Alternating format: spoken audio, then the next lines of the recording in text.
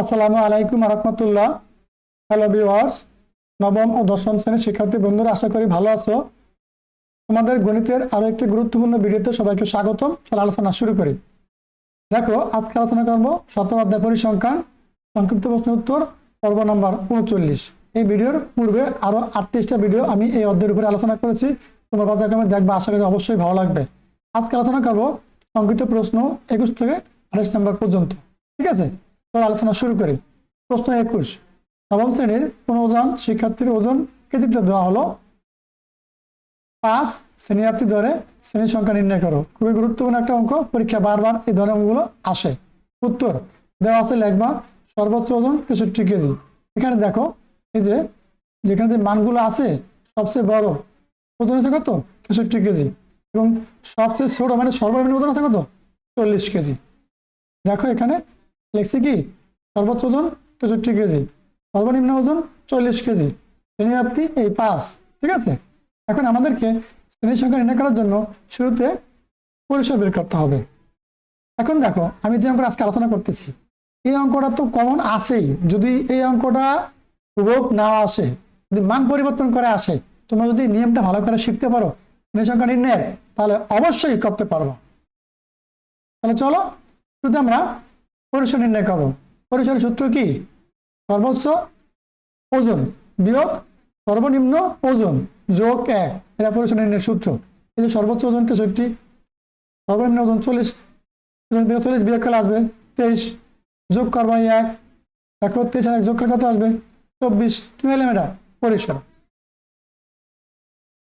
এবার আমরা শ্রেণীর সংখ্যা নির্ণয় করবো। শ্রেণীর সংখ্যা সমান সূত্র কি? পরিসর ভাগ শ্রেণী ব্যাপ্তি।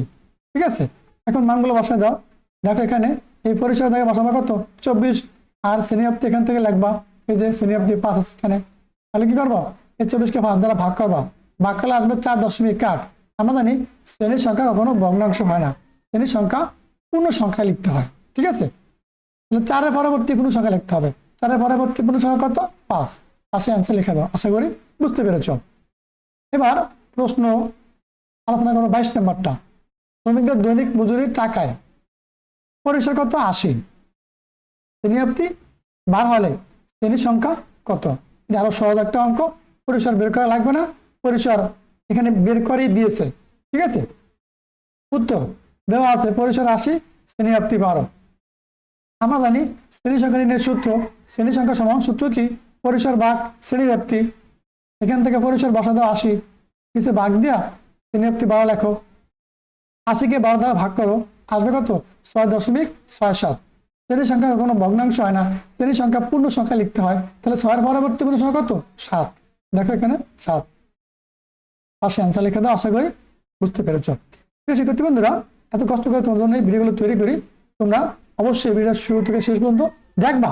প্রত্যেকটা প্রশ্ন এখানে কমন উপযোগী প্রশ্ন, পরীক্ষা আসার মতো প্রশ্ন, এবং বিগত পরীক্ষাগুলো আসছেও।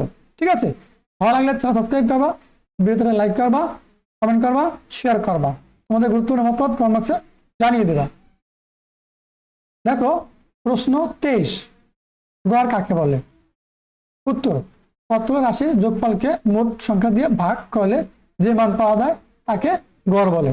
গড় নির্ণয়ের সূত্র, গড় সমান সমান রাশিগুলোর অথবা সংখ্যাগুলোর যোগফল ভাগ মোট সংখ্যা। ঠিক আছে, চমৎকার। এবার দেখো তো বিষয় কি বলছে, 1 থেকে 10 পর্যন্ত সংখ্যাগুলোর গড় কত? 1 থেকে 10 পর্যন্ত সংখ্যাগুলোর গড় কত? উত্তর 1 থেকে 10 পর্যন্ত সংখ্যাগুলোর যোগফল। দেখো এই যে 1 থেকে 10 পর্যন্ত সংখ্যা এখানে লিখছি, মাঝখানে কি যোগ চিহ্ন ব্যবহার করছি। এই যে যোগফল মানে কি, যোগ চিহ্ন ব্যবহার করবো। যোগ করলে কত আসবে? সবগুলো সংখ্যা, এই যে 1 থেকে 10 পর্যন্ত সবগুলো সংখ্যা যোগ করলে আসবে 55। যোগফল কত পাইলাম? 55। এবং মোট সংখ্যা কত? 1 থেকে 10 পর্যন্ত মোট সংখ্যা হলো 10টা। ঠিক আছে, সুতরাং গড় সমান সমান সংখ্যাগুলোর যোগফল ভাগ মোট সংখ্যা। যোগফল কত? 55। মোট সংখ্যা কত? 10। 55কে 10 দ্বারা ভাগ করে আসবে কত? 5.5। পাশে অ্যান্সার লিখে দাও। আশা করি তোমরা এই প্রশ্নটা অতি সহজে বুঝতে পেরেছ। প্রশ্ন 25, মধ্য কাকে বলে? উদাহরণ দাও। উত্তর খেয়াল করো প্রিয় শিক্ষার্থীরা, খুবই গুরুত্বপূর্ণ প্রশ্ন। মধ্যসমূহকে মানের ক্রমানুসারে সাজালে যে মান মধ্যগুলোকে সমান 2 ভাগে ভাগ করে তাকে মধ্যক বলে। চমৎকার প্রশ্ন। যেমন 10, 9, 12, 6, 15, 7, 8, 14, 13 সংখ্যাগুলোর মধ্যক কত? একটা উদাহরণ দিতেছি এখন, ঠিক আছে? মধ্যগুলোকে মানের ক্রম অনুসারে সাজিয়ে পাই, মানে কি ঊর্ধ্বক্রমে সাজাচ্ছি ছোট থেকে বড়র দিকে। দেখো যে সাজা এখানে লিখছি। এখন করবা কি, এই যে শুরু থেকে একটা, শেষ থেকে একটা, তারপরে শুরু থেকে 7, শেষ থেকে 14 বাদ দাও, শুরু থেকে 8, শেষ থেকে 13 বাদ দাও, শুরু থেকে 9, শেষ থেকে 12 বাদ দাও। এখন মাঝখানে এখানে একটা সংখ্যা আছে, এই যে কত? একটা সংখ্যা আছে 10, ঠিক আছে? এই যে সুতরাং মধ্যক সমান সমান 10। যদি একটা সংখ্যা থাকে একটাই উত্তর, যদি দুইটা সংখ্যা থাকে, যদি দুইটা সংখ্যা থাকে তাহলে দুইটা সংখ্যা যোগ করার পরে 2 দ্বারা ভাগ করলে যা আসে তা মধ্যক হবে। আমি আবার বলছি, যদি এখানে একটা থাকে একটাই মধ্যক, যদি দুইটা সংখ্যা থাকে তাহলে সংখ্যা দুইটা তোমরা যোগ করবা ক্যালকুলেটরের মাধ্যমে, যোগ করার পরে 2 দ্বারা ভাগ করে যা আসে তাই লিখবা, ওইটাই মধ্যক হবে, ঠিক আছে? আশা করি বুঝতে পেরেছ। এবার দেখো প্রশ্ন 26, ফলকে পরিচয় সহ মধ্যবিন্নের সূত্র লেখো। 100% কমন প্রশ্ন, পরীক্ষা আসবেই, ভালো করে পড়ো, ভালো করে পড়ো। 100% কমন বুঝে কি প্রশ্ন? উত্তর মধ্যবিন্নের সূত্র, মধ্যক সমান সমান L plus n/2 minus FC into, গুণ আকার আছে, ঠিক আছে? গুণ ইন্টু H ভাগ FM, ঠিক আছে? আমি আবার বলছি, উচ্চারণটা শিখো, আগে উচ্চারণটা শিখো। মধ্যক সমান সমান L plus n/2 minus FC গুণ H ভাগ FM। এবার এখন ব্যাখ্যা দিব, এখানে কোনটা দ্বারা কি বোঝায়। এখানে L সমান সমান মধ্যক শ্রেণীর নিম্নমান, n সমান সমান গণসংখ্যা, FM সমান সমান মধ্যক শ্রেণীর গণসংখ্যা, FC সমান সমান মধ্যক শ্রেণীর পূর্ববর্তী শ্রেণীর ক্রমোদ্দীত গণসংখ্যা, এই শ্রেণী ব্যবধান অথবা শ্রেণী ব্যাপ্তি, ঠিক আছে? আশা করি তোমরা বুঝতে পেরেছ। এগুলো ভালো করে মুখস্থ করে রাখবা, ঠিক আছে? চমৎকার প্রশ্ন, পরীক্ষা আসবে। এবার দেখো আমরা প্রশ্ন নাম্বার 27 আলোচনা করব। কি বলছে? এত এত এত এত এত উত্তরগুলোর মধ্যক নির্ণয় করো, ঠিক আছে? মধ্যক নির্ণয় করার জন্য বলছে, ঠিক আছে? এখানে কিন্তু 2 মার্কের সংক্ষিপ্ত প্রশ্ন আসতে পারে মধ্যক নির্ণয় করতে গেলে, আবার MCQতে আসতে পারে। আমি কিছুক্ষণ আগে যেটা আলোচনা করেছিলাম যে 2 সেট থেকে বাদ দেওয়ার পরে মাঝখানে একটা থাকলে সে একটা মধ্যক, আবার 2টা থাকলে সংখ্যা 2টা যোগ করে 2 দ্বারা ভাগ করলে মধ্যক পাওয়া যাবে। ওগুলো করবো কখন? যখন তোমরা বহুনির্বাচনী পরীক্ষায় অ্যান্সার করবা খাতায়, তখন, ঠিক আছে?